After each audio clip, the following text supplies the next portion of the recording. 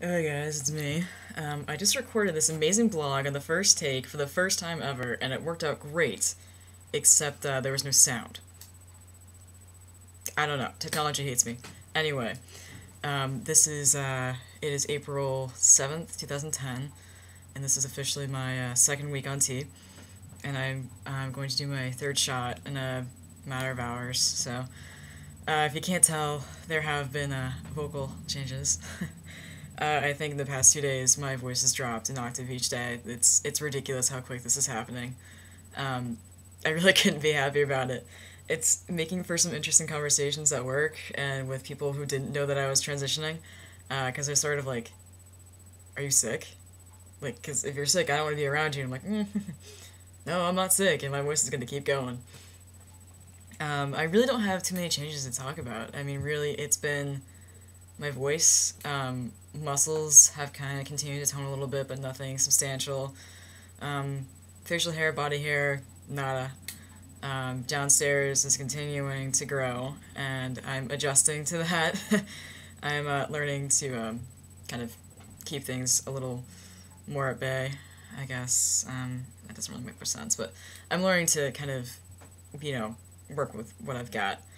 Um, what else? What else? I think that's really like it. I've heard some people say that they're seeing some jaw defining, but I'm really skeptical of that.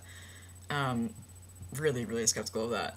I mean, I appreciate the vote of confidence, but I personally don't think it's going to happen that quick.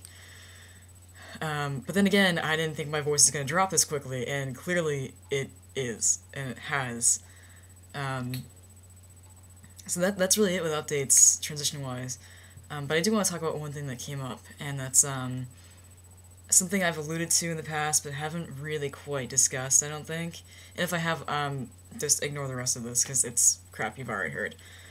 Um, so I think for a lot of trans guys, and a lot of trans women as well, when you go to change your gender marker on your license, it's a phenomenal day. It's this day that, like, a rebirth almost, like, you're officially validated in your gender, and this is the way you're presenting, and people are going to see this, and it's on paper and documented. And I don't have that feeling. Um, because I don't identify as male. I don't identify as female either. And this puts me in a unique position. Certainly, I want to present more masculinity. This is how I feel more comfortable. Obviously, that's why I'm transitioning. However, that's my expression and my presentation, not my identity. My identity, um, I would put it down as a genderqueer trans man, but even then, that's not all of it entirely. Um, you know, I'm not male, I'm not female, I'm not both, and I'm not neither. I'm a weird combination of all of that. Um, so going to change my gender marker is an interesting experience because it's not something that I really agree with. I'm sort of like, yeah, male is better. It's an improvement, but it's not it's not how I identify still. And this has brought up a whole bunch of issues for myself. Um, and for a while, that's this whole notion of not being trans enough. And that's why I didn't want to transition.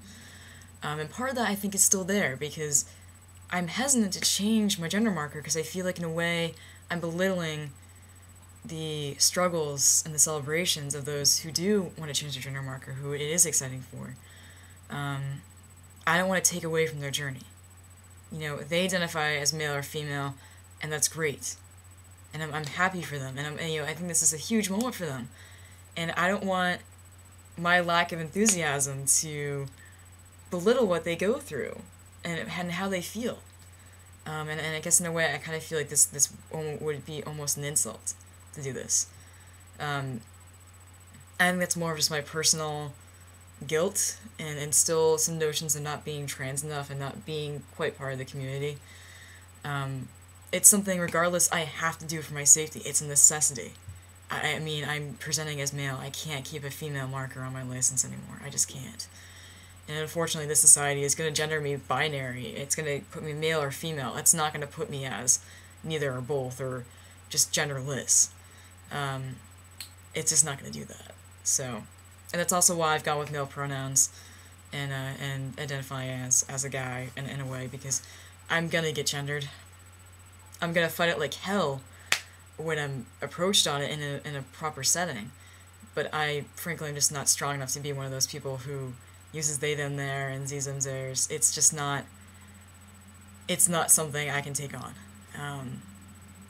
Everyone who does identify that way and uses those pronouns, you have my utmost appreciation, and you are an incredible strong person for being able to do that. And I'm not saying it's harder or anything, but for me personally, I would love to do that, but I just can't.